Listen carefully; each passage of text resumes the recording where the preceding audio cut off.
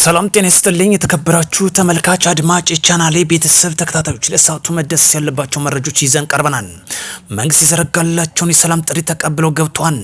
ህወሓት የአሜሪካን መግለጫ ማጣጣላቸው ገልጿል። አሜሪካ መግለጫ ባወጣቸው ከፍተኛ የህወሓት አመራሮች ላይ የቪዛ እገዳ ማድረጓ ተመላክቷል። በዚህም የህወሓት መግለጫ ሰጥቷን እንተነትነዋለን።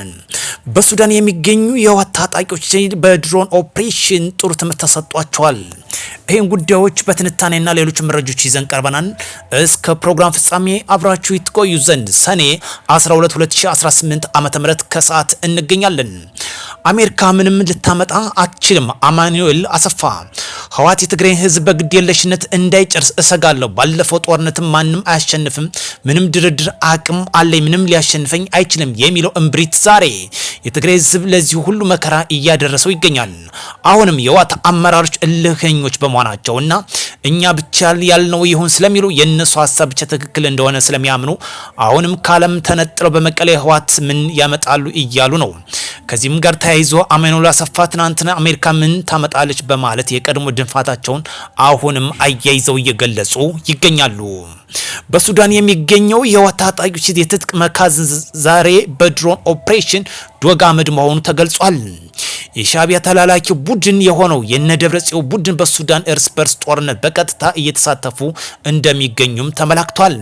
የድሮን ኦፕሬሽን በተወሰደው በድሮን በተለይ በሱዳን የሚገኘው የህወሓት ታጣቂዎች የትጥቅ መካዝን ላይ ጥሩ ትምህርት ተሰጥቶት ዛሬ ሰኔ 12 2018 ዓ.ም የወጣው መረጃ በግልጽ ያመለክታል። በማዕከላዊ ጎንደር ዞን በሺዎች የሚቆጠሩ ታጣቂዎች መንግስት ያቀረበው የሰላም ጥሪ ተቀብለው መግባታቸው ከዚህ በፊት መግለጻቸው ይታወሳል። ዛሬም ይሄው ተጠናክሮ መንግስት የዘረጋላቸው የሰላም ጥሪ እየተቀበሉ እየገቡ ይገኛሉ። ሰላም ለሀገራችን ለዓለማችን ያደርግልን። ጦርነት አያዋጣም፣ አያዛልቅም። ታጥቃችሁም ተንቀሳቀሱ ወንድሞቻችን መንግስት የዘረጋላቸው የሰላም ጥሪ ተቀበሉ ዘንድ ፊታቸውን ወደ ልማት እናዞር ዘንድ አሳስባለሁኝ። ከዚህ ጋር በተያያዘም በተለያዩ ጊዜ የሚወጡ መረጃዎችም አሉ። በተለይ በሚኒሶ የኢትዮጵያ ቀን ታውጆ እንደዋለም እየተገለጸ የሚገኛል። እንጉዳዮችም በቀጥታ ማስደምጣችኋል። የአሜሪካ ሚኒሶቶ ግዛት አስተዳደር መጪው አርብ ሐምሌ 3 ቀን 2026 ዓ.ም በግዛይቱ የኢትዮጵያ ቀን ተብሎ እንዲከበር በይፋ አውጇል።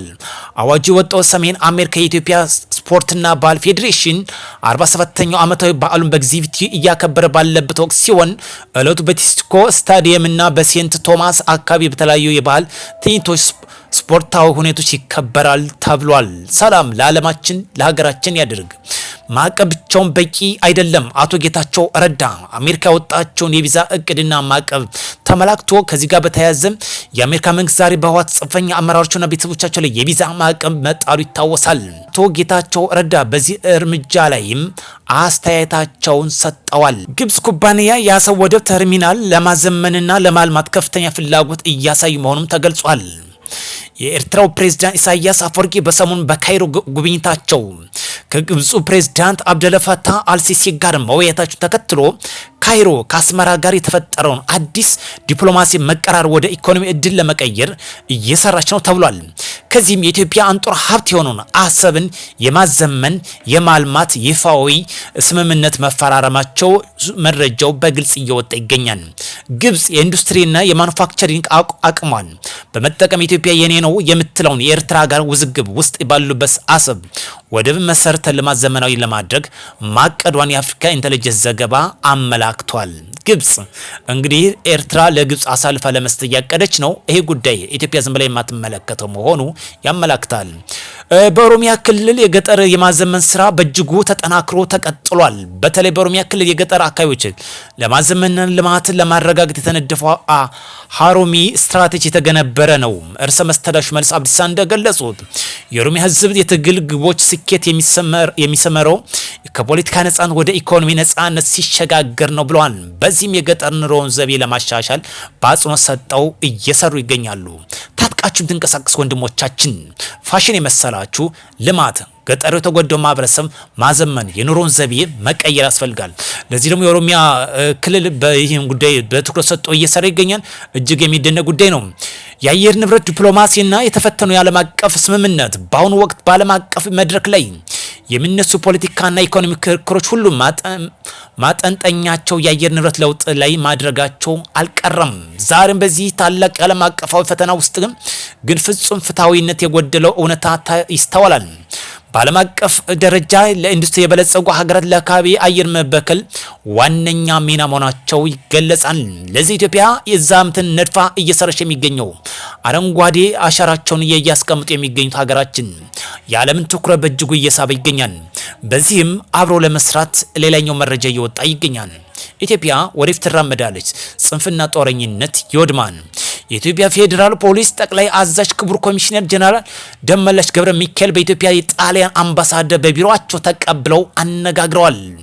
ሰኔ 12 2018 ዓመተ ምህረት የኢትዮጵያ ፌዴራል ፖሊስ ጠቅላይ አዛዥ ክቡር ኮሚሽነር ጀነራል ደመላሽ ገብረ ሚካኤል በኢትዮጵያ የጣሊያን ልዩ መልእክተኛ ባለሙሉ ስልጣን ክቡር አምባሳደር ሴም ፋሪዚን በቢሮአቸው ተቀብለው አነጋግረዋል። በሁለቱ ውይይት ሁለቱም ሀገራት የፖሊስ ተቋማት መካከል ያለውን ሁለትዮሽ ግንኙነት ይበልጥ ለማጠናከር በሚቻልባቸው መሰረታዊ ጉዳዮች ላይ ሰፊ ምክክር ማድረጋቸው ተመላክቷል።